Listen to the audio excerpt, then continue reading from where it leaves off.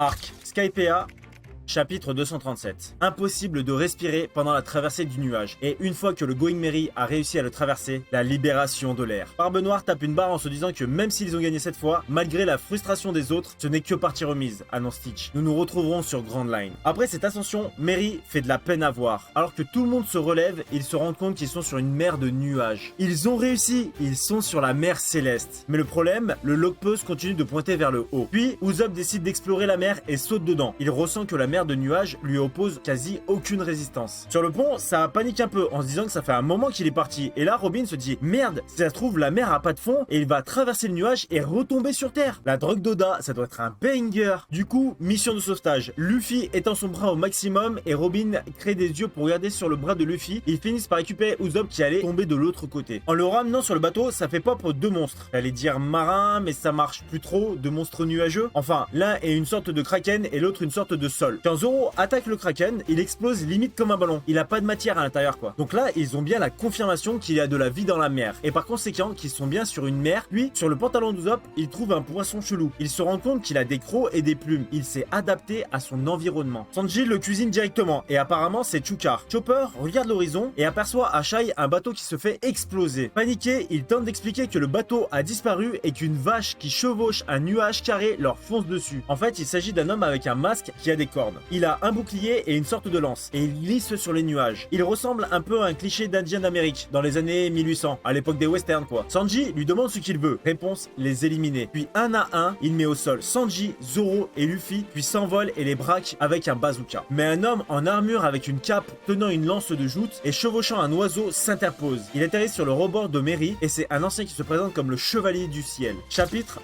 238.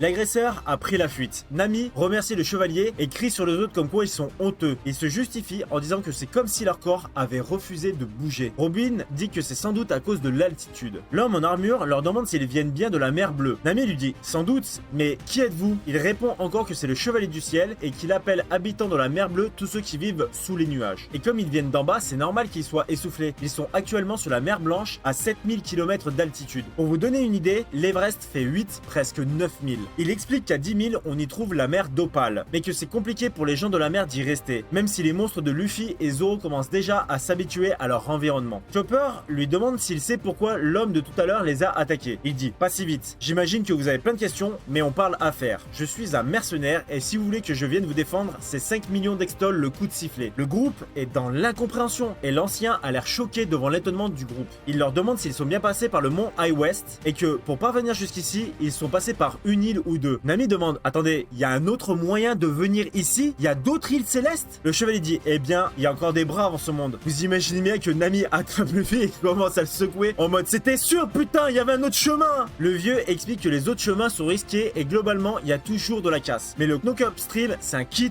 ou double. Que rares sont ceux qui ont les couilles de prendre cette voie et qu'ils ressentent chez eux du courage. Et pour ça, il leur jette le sifflet et dit que le premier coup est offert. Normalement, l'aide, c'est 5 millions d'extols, la monnaie céleste. Nami redemande son prénom. Le chevalier du ciel se nomme Ganfort, accompagné de Pierre, le piaf dégueulasse, a.k.a. le fidèle destrier qui a mangé le fruit du cheval. C'est un Pégase, mais en vrai, t'en veux pas, même si on te donne de l'argent. L'ancien s'envole et notre groupe se dit qu'ils ont pas appris grand chose. À Shai, il remarque une sorte de chute d'eau et se dirige dans cette direction. Une fois qu'ils se sont rapprochés, un immense nuage leur barre la route. Puis, dans le doute, pour voir s'ils peuvent passer, Luffy met un coup de poing dedans et son poing rebondit. Là, il en faut pas plus à Luffy, Usopp et Chopper pour s'amuser comme sur un château gonflable géant, qui est comparé à un futon qui aurait pris le soleil. Nami leur demande de vérifier s'il n'y a pas un chemin et effectivement, il y a une porte juste sous la cascade. Après avoir traversé le labyrinthe de nuages, notre groupe arrive devant les portes du paradis sous la cascade. Ça fait limite entrée de casino à Las Vegas. Au début, ils se demandent même s'ils sont morts. Alors que le Merry passe l'entrée, Amazon, une personne âgée avec des ailes qui est la gardienne de la porte, les prend en photo et leur demande si c'est pour du tourisme ou pour faire la guerre. Lunaire la question. Elle annonce que le droit d'entrée est d'1 milliard d'extols par tête, afin de se rendre sur la couche supérieure. Mais notre équipage, dans l'embarras, annonce qu'ils n'ont pas une telle somme. Amazon explique, c'est votre choix de passer quand même ou pas, moi je ne fais que m'enquérir de votre volonté, je ne suis pas garde. Luffy décide de passer sans payer, mais demande comment ils font pour grimper. La réponse, c'est un Homard Express qui agrippe Merry et fonce en remontant la cascade à fond. On a un rapport de Amazon qui dit, à l'attention du Dieu Tout-Puissant et de ses prélats, 7 clandestins viennent de passer la porte de Skypea, la terre des dieux, qu'ils soient soumis au jugement divin. Chapitre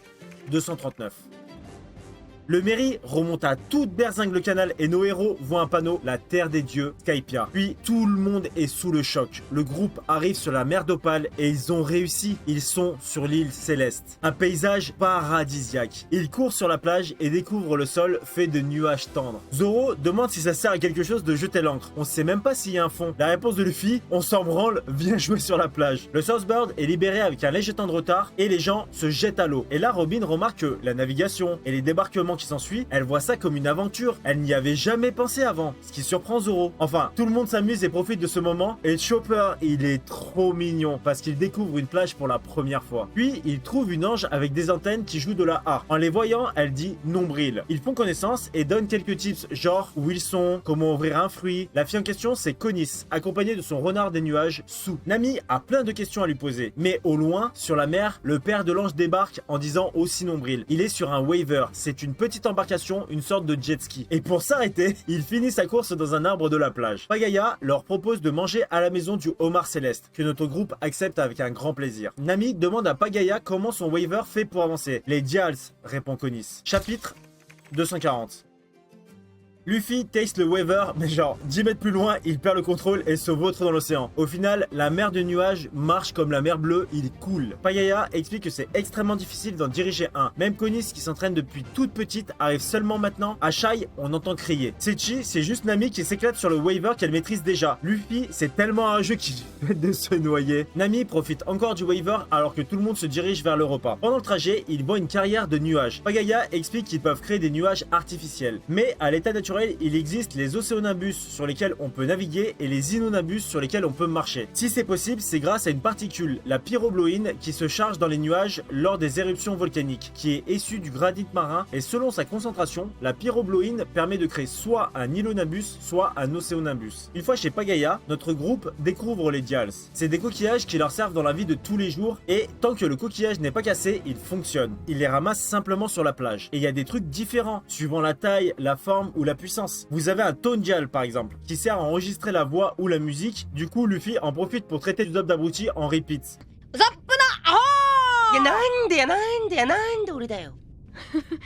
じゃあその回の拡張をしてみてください。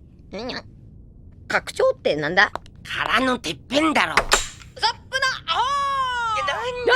ウソップが貝にバカにされた！いや、お前の声だよ。 Les Brave Dials qui génèrent du vent si tu les exposes suffisamment longtemps et propulsent le waver par exemple. Ils ont aussi des planches ou des patins faits à partir de Brave Dials, des lampes, des flammes et bien d'autres. Enfin, vous l'avez compris, c'est intimement lié à leur culture et quotidien. Puis, Sanji et Pagaya servent le repas. Alors que tout le monde est à table, ils se rendent compte que Nami n'est plus en mer. Le duo céleste a un mauvais pressentiment. Il est très facile de se rendre en waver sur un territoire formellement interdit, parce que c'est une terre sacrée du nom de Upper Yard, la terre des dieux. La navigatrice se trouve devant des arbres immenses qui sont différents de l'île céleste. Chapitre 241.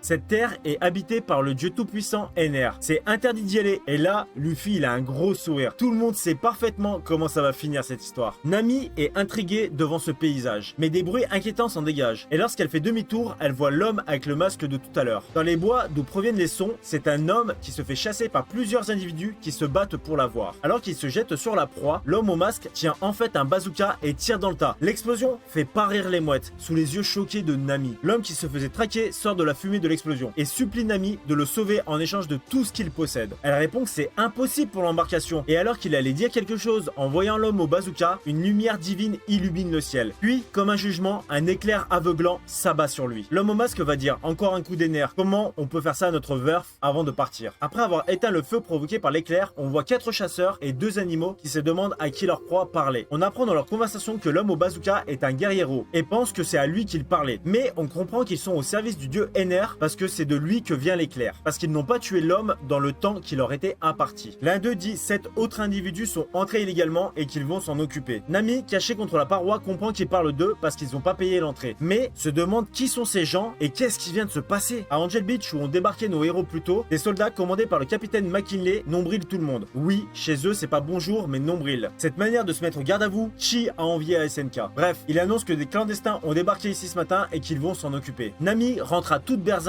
en se disant ça craint, pendant que notre équipage avec Pagaya et Conis sont sur la plage. C'est à ce moment-là, une voix leur ordonne de ne pas bouger. Luffy se demande qui c'est. Chapitre 242. Les bérets blancs arrivent en rampant avant de saluer Konis, Luffy et Pagaya restés sur la plage. Sanji se demande pourquoi ils ont fait tout ce chemin en rampant. Usopp se dit que c'est probablement des pervers. Et Chopper se dit alors c'est ça des pervers. McKinney leur dit qu'ils sont clandestins et qu'ils sont considérés comme des criminels de 11e catégorie, mais que s'ils s'acquittent de l'amende qui est de 70 milliards, le problème est réglé ici. Là, on apprend que un berry c'est 10 000 hectoles, donc 7 millions de berries, et le prix à la porte du paradis c'était de 700 000. Dans tous les cas, ils n'avaient pas cet argent. Pagaya et Konis tentent de prendre leur défense, et Luffy commence à en avoir plein le cul. Nami arrive et les supplie de ne rien faire, surtout après ce qu'elle vient de voir. Mais quand il lui annonce qu'ils doivent payer 7 millions de berries, elle pète un câble, enfonce le waiver dans la tête de McKinley. Puis ça part en couille parce qu'il les condamne à l'exil sur un nuage, ce qui fait écho au Saint-Brice. Les gardes utilisent des flèches qui créent des petits chemins de nuages sur lesquels les bérets blancs slident avec leurs armes. Mais c'est un no match, ils se font défoncer. On apprend que notre équipage n'a que 50 000 parce que Luffy coûte une fortune en bouffe. Et là, McKinley dit qu'ils sont désormais des criminels de 2e catégorie et que les prélats d'Upper Yard vont venir les juger. Chapitre 243.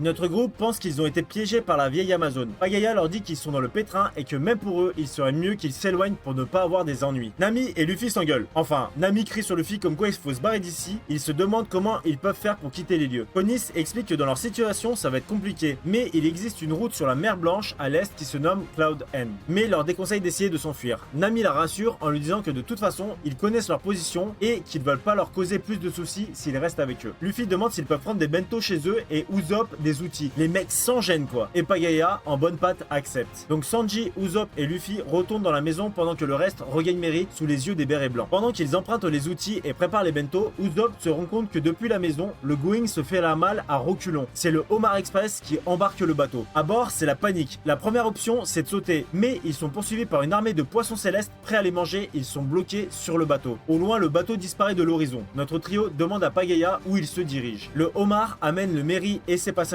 au nord-est de l'île, sur Upper Yard à l'hôtel sacrificiel. Luffy est prêt à tout défoncer. Cependant, Pagaya continue son explication. Le jugement divin est en deux parties. Les accusés sont confrontés à une sorte de châtiment, le cadeau sacrificiel ou Lord Ali, un peu comme pour les procès par combat de Tyrion Lannister. Actuellement, ceux qui sont sur le bateau sont les offrandes, et ceux qui vont vraiment être jugés, c'est Usopp, Sanji et Luffy. Sur une carte, ils montrent l'emplacement de l'hôtel, mais le seul moyen de s'y rendre, c'est par une Milky Road, une route de nuages en gros avec un bateau à Dials, et que essayer de contourner c'est impossible. Donc ils vont être obligés d'être soumis à Lord Ali. Luffy prend ça comme une simple raclée à mettre, mais Pagaya les met en garde. Sans compter les 4 prélats dont leur force dépasse tout ce qu'ils peuvent imaginer, c'est surtout le dieu Ener qui est d'un tout autre niveau. Chapitre 244.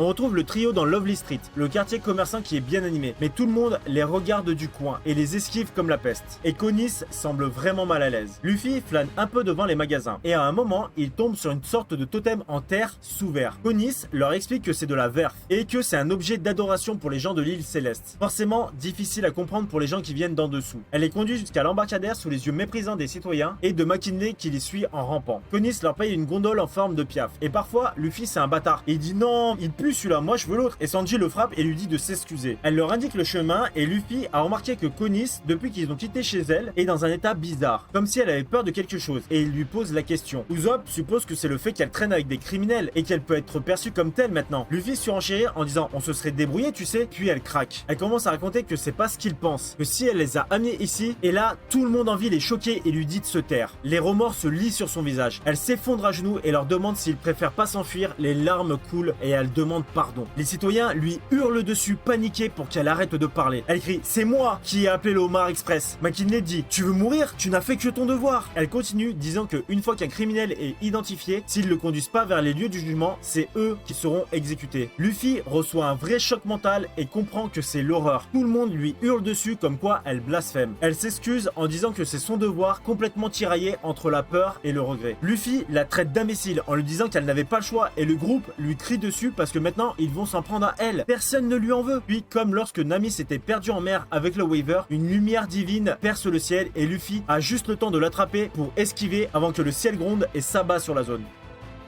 Le point d'impact est carbonisé. Après ce déchaînement de puissance et le désespoir pour les habitants, le choc pour Usopp et Sanji qui ne voient plus rien. Une voix s'élève dans le ciel. Ganfor a sauvé le duo de pêcheurs à l'aide de pierres et cette fois c'est gratuit. Il va mettre Konis à l'abri et leur dit que maintenant qu'ils connaissent la force et la vraie nature de ce pays, ils agissent en conséquence. Luffy dit: je n'ai rien à foutre du pays, mais je vais aller récupérer mes potes. Dans ce cas, bonne chance, va répondre Ganfor pendant que notre trio embarque sur la gondole en direction de Upper Yard. Konis va lui dire: revenez parmi nous, Dieu, en s'adressant à Ganfor. Chapitre 245. La gondole avance tranquillement jusqu'à arriver dans Upper Yard. Et là, les mecs sont clairement dans une forêt gigantesque qui a au moins 1000 ans. Puis les mecs se retrouvent dans un platformer à esquiver des pièges et des monstres. Pour finalement se retrouver devant une porte avec 4 choix d'Ordali: marée, fer, fil ou ballon. L'équipage capturé se retrouve sur un hôtel sacrificiel, perdu au milieu d'un lac encerclé par la forêt. Et Zoro défend le Merry. Vu son état, impossible de reprendre la mer. Donc le second prend une décision. Il pense que les autres sont partis à leur recherche et lui décide d'aller rendre une petite visite à Dieu. Nami demande: tu comptes faire quoi? Tout dépend de son attitude, répond Zoro. Nami vrille et lui crie dessus: tu te rends compte que tout le monde sait qu'il ne faut pas énerver un dieu? Avec un grand sourire, il la regarde et lui dit: ne m'en veux pas, mais dans ma vie, je n'ai jamais prié Dieu. Et de toute façon, il n'existe pas. Je ressens aucune obligation envers lui. Il décide de quitter le bateau pour 3 raisons différentes. Zoro, casser la gueule à Dieu, rien que ça. Robin, trouver des vestiges historiques de cette civilisation et éventuellement des trésors. Et Nami, qui entend le mot trésor, vous avez compris. Resté seul, Chopper tente de réparer le bateau, puis réalise paniqué: attends, si eux sont ensemble, alors c'est moi qui suis en danger. Chapitre 246.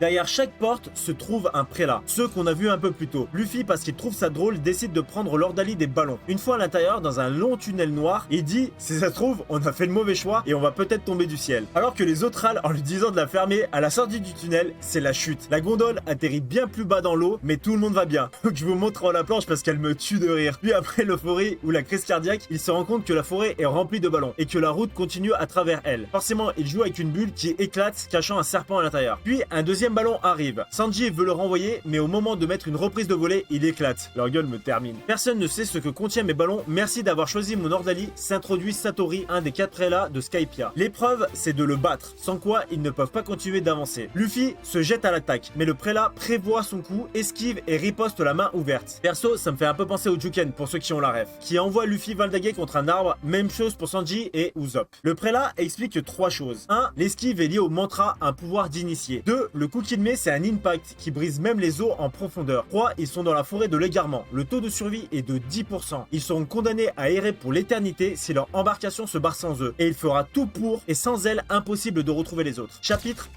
247.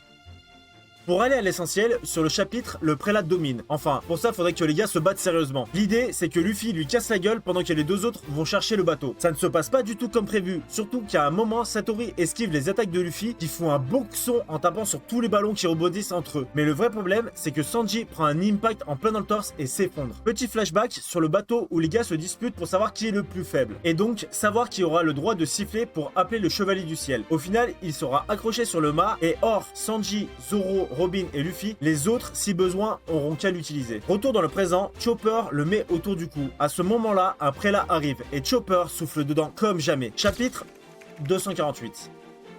Le chapitre commence sur un petit coin de paradis chez Ganfor, qui a recueilli Pagaya et Konis, là où le mantra des nerfs ne peut les atteindre. Konis est tiraillé par ses pensées. L'ancien dieu lui explique que les pirates sont des bandits de la mer Bleue et que le chapeau de paille en font partie. Qu'en bas, ils doivent être pris pour des marginaux, des gens qui n'entrent pas dans la norme. Je vous demande à l'heure actuelle, qu'est-ce qui vous différencie d'eux? Ok, j'exagère dans ma comparaison, mais d'une époque à une autre, des héros de guerre peuvent être considérés comme des meurtriers. Il y a 20 ans, alors que j'étais encore dieu, je me suis lié avec un pirate, un type fort chaleureux et sympathique, et j'ai beaucoup regretté son départ. Pendant leur conversation, on y apprend un peu plus sur l'histoire de l'île. Que Skypiea est une terre où les guerres sont nombreuses. Le peuple du ciel et la tribu de Shandia se sont toujours foutus sur la gueule et maintenant elle a déclaré la guerre au dieu Ener. À l'époque où c'était Ganfor le dieu, il a essayé de mettre fin à des siècles de guerre en créant une coexistence. Mais alors qu'il était sur le point de réussir, il s'est fait chasser par Ener et ses hommes. Le chevalier du ciel raconte une vieille légende. Il dit que le jour où est apparue la terre sacrée, Upper Yard, un champ magnifique est apparu et on pense que c'est l'île elle-même. même. C'est à ce moment précis que les Shandia et le peuple des cieux ont commencé à se battre. Et le jour où l'île chantera à nouveau, ça sonnera la fin du conflit. Coup de sifflet, il enfile son casque et bondit sur son destrier. Sur le bateau, Chopper fait ce qu'il peut pour le défendre. Face au prélat Skyrider, Shura armé de sa lance de feu et son rapace géant. Le médecin est obligé de sacrifier le mât en feu pour sauver Mary. Shura explique froidement que s'ils étaient restés bien sages sur le bateau, il leur aurait peut-être laissé une chance, à condition que ceux qui affrontent Lord Ali survivent et les rejoignent. Que chaque prélat a son territoire, mais l'hôtel sacrificiel est une zone neutre. Et comme les autres sont partis, un sacrifice est nécessaire. Le combat tourne mal. Chopper se fait transpercer l'épaule avant que Ganfor arrive et un duel aérien s'engage entre lui et le prélat. Et le vieux, il gère de ouf. Chapitre 249. Le combat continue et notre médecin est en mode gros fanboy, mais le prélat lance son ordalie des fils. On découvre un enfant du peuple Shandia qui se nomme Aïssa. Elle retourne à son village après être partie en scred pour aller chercher de la verf. Elle prend une petite remontance d'un des gars du village mais ne se laisse pas démonter. Sous un tipi, on fait la rencontre d'un guerrier de la tribu de Shandia, Wiper, descendant du grand guerrier Kalgara, qui souhaite ranimer la flamme de Shandora. Et pour ça, il n'y a que deux solutions, la victoire ou la mort. Le petit comité débat et Lucky annonce le fait que Ganfor serait devenu lui aussi un criminel après avoir défié Ener pour avoir sauvé une fille et qu'il n'a jamais été hostile avec la tribu et qu'il y a des rebelles qui sont apparus pour la première fois depuis 6 ans sur Angel Beach. Wiper comprend que le point de vue de la personne n'est pas manichéen. Pour lui, c'est mort. S'ils peuvent servir à battre les prélats, c'est bien, mais c'est tous des ennemis à abattre. Dans la jungle, Robin trouve un prestige puis un puits recouvert par les arbres et se demande comment c'est possible. Puis Zoro voit un ami perché en haut d'un arbre qui a l'air stupéfaite. Retour sur l'affrontement aérien où la vitesse de combat est telle que Chopper n'arrive pas à les suivre des yeux. Puis le vieux ne peut plus bouger alors qu'il a des visions de gens qui croient en lui. Le prélat le transperce en plein torse avec sa lance de feu. Chapitre 250. Le chevalier du ciel s'effondre et tombe dans l'eau infestée de requins. Chopper saute désespérément dans l'eau pour tenter de le secourir, mais avec son fruit, c'est peine perdue. Pierre, le destrier, alors distrait par la scène, lui aussi se fait battre et tombe à son tour dans l'eau. Dans la zone de Lord Ali des ballons, c'est la grosse merde. Nos trois jugés sont en difficulté. Usopp réussit à s'enfuir pour aller chercher la gondole. Luffy, qui se fait courser par un dragon ballon, finit par le rediriger sur le prélat, créant une gigantesque explosion. Satori dit que c'est pas passé loin et que ça peut troubler son mantra. Luffy, accroché à lui, acquiesce qu'ils ont eu chaud. Le prélat, surpris, se retrouve bloqué et essaye de se dégager, mais sans mobilité, impossible d'esquiver. Et pendant que Luffy le maintient, il annonce que s'ils le battent, c'est une déclaration de guerre. Sanji, après un discours sur la cuisine et l'amour, se lance dans une attaque rotative dévastatrice et fracasse le crâne du prélat avec son talon. L'épreuve de Lord Ali des ballons est finie. Chapitre 251. Wiper demande à Aïssa de confirmer ce que lui dit son mantra. Elle a bien entendu deux voix s'éteindre en même temps, celle de Ganfor et d'un prélat. C'est le moment idéal pour les Shandia de passer à l'attaque. Lucky demande le sec de la petite en cachette pour lui ramener de la verf. Usopp hurle à travers la forêt qu'il a retrouvé le bateau et grâce à son grappin, ils atterrissent KO dedans, tandis que la gondole poursuit sa route vers Upper Yard. Chopper reprend connaissance sur l'hôtel, se demandant comment il peut être encore en vie. À ses côtés se trouve le chevalier du ciel et son destrier toujours inconscient. Il est entouré de plusieurs Southbirds géants. Du côté de Robin, Zoro et Nami, ils font une découverte qui dépasse l'entendement. La chose que Nami a vue un peu plus tôt, c'est l'autre moitié de la maison de Cricket. Cette île n'est pas faite à partir d'un îlot Nimbus. Elle se trouvait originairement sur Terre. Cette ruine est la preuve que le bout de l'île sur lequel il se trouve, c'est un bout de Jaya. Pour une raison inconnue, une partie de l'île s'est retrouvée dans les nuages. Donc ce que disait Norland il y a 400 ans était juste la parcelle de terre et la fameuse cité d'or ne sont pas dans l'eau, mais dans les airs. C'est comme si Galilée revenait sur Terre avec nos preuves sous le bras, qu'il regardait tous ses détracteurs en étalant les preuves irréfutables et qui lâche un énorme « Alors les fils de Catin, elles tournent comme vos immenses mers ou pas ?» Chapitre 252. Nami est à fond de se dire que la cité d'or existe. Vous vous rappelez juste avant où elle disait qu'il ne fallait pas énerver Dieu? Là je la cite, depuis quand un dieu a-t-il plus de valeur que l'or? Pendant que la bataille fait rage entre les prélats et les Shandia, le cuistot, le singe et le mytho continuent sur Mickey Road et découvrent une plaine remplie de crânes plantés sur des pieux. Surgis de nulle part, quelques guerriers passent au-dessus d'eux. Wiper en fait partie et tire une roquette renvoyée par Luffy. Il dit: c'est donc vous les habitants de la mer bleue qui foutez la merde? Je vous conseille de vous barrer fissa parce que si vous tentez quoi que ce soit, je vous supprime comme on va le faire avec Ener. Luffy annonce qu'il est chaud pour se foutre sur la gueule, mais les guerriers s'en vont. Ce bref échange leur permet de comprendre deux choses. 1. Dieu et eux sont deux clans différents qui s'affrontent. 2. Le mec au bazooka au début, c'était lui. Et pendant qu'ils reprennent la route, les deux camps se castagnent. Nami, Robin et Zoro reviennent aux mairies et remarquent que le mât a disparu. Chopper, soulagé de les voir, explose en sanglots et la scène me tue. Ça crie au loin et c'est les trois sur la gondole qui viennent de les retrouver. Notre équipage est enfin réuni. Usopp demande ce qui s'est passé avec le mât qui n'est plus là. Chopper s'excuse et explique le combat, notre menteur lui demande s'il n'est pas blessé au moins. Le médecin, touché par cette sollicitude, s'enflamme et se dit qu'il doit tout faire pour devenir quelqu'un sur qui on peut compter. L'équipage se retrouve au chevet de Ganfort qui en soi a sauvé le bateau et Chopper pour un coup de sifflet gratuit et décide de faire un campement en forêt, ça sera mieux que sur le bateau. Une fois que tout le monde a échangé toutes les infos dont il dispose, tout le monde est chaud pour trouver la cité d'or. Chapitre 253.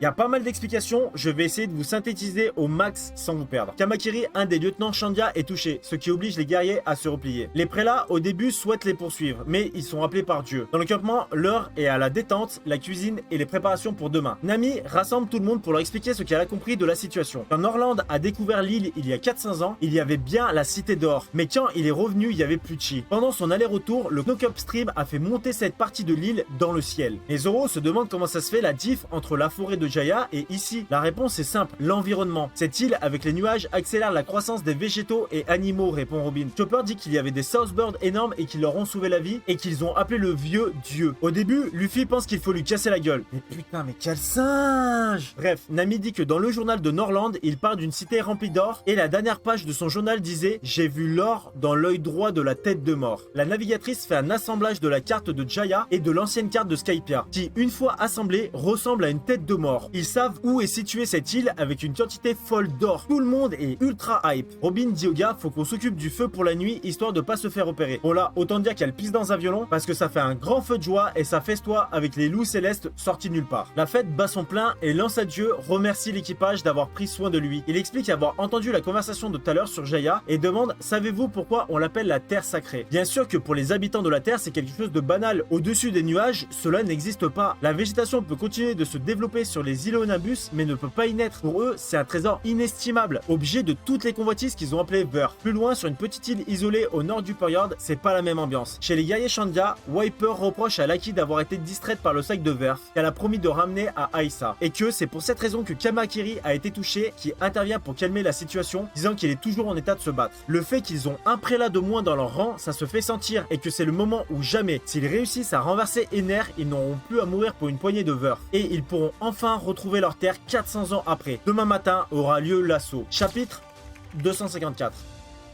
Pendant la nuit, Usopp se lève pour aller pisser. Il entend des bruits qui proviennent du bateau. Malgré l'épais brouillard, il aperçoit une silhouette avec un marteau. Pris de panique, il se met à hurler et s'effondre. Au sanctuaire divin, les trois prélats sont rassemblés. Et l'entente entre eux est délétère. Ils sont rivaux et se considèrent comme des gêneurs. On nous présente Home et son ordalie du fer, Gedatsu, le défenseur céleste, et son ordalie des marais. Ils sont accueillis comme des malpropres par Yama, le capitaine de la garde sacrée de Skypiea. Soudain, un cri. Les trois prélats se retrouvent au sol après avoir subi une attaque pour rire du dieu unique de Skypiea, Ener. Il leur conseille de s'entraîner pour pas finir comme Satori. La raison de sa convocation est due au fait que demain, les habitants de la mer Bleue vont vouloir s'emparer de l'or et que les Shandia lanceront l'assaut. Il leur donne carte blanche sur tout le territoire. Ils n'ont plus besoin de respecter aucune des règles parce que Maxime est sur le point d'être achevé. Il faut en finir avec cette île avant qu'ils partent vers le monde des rêves. Usopp, hier soir, n'avait pas rêvé. Quelqu'un a réparé grossièrement Mary. Bon, les réparations sont éclatées, mais l'équipage se demande qui a fait ça. Surtout comment là où les personnes connaissaient la forme originelle du bateau, c'est-à-dire sans les préparations des frères singes. Puis ils mettent un plan en place. Une team part en direction de l'or pour le récupérer et le ramener pendant que les autres remontent la Milky Road pour ensuite se rendre à l'est de l'île et les récupérer. Une fois l'or en main, tout le monde au bateau et ils se cassent de l'île céleste.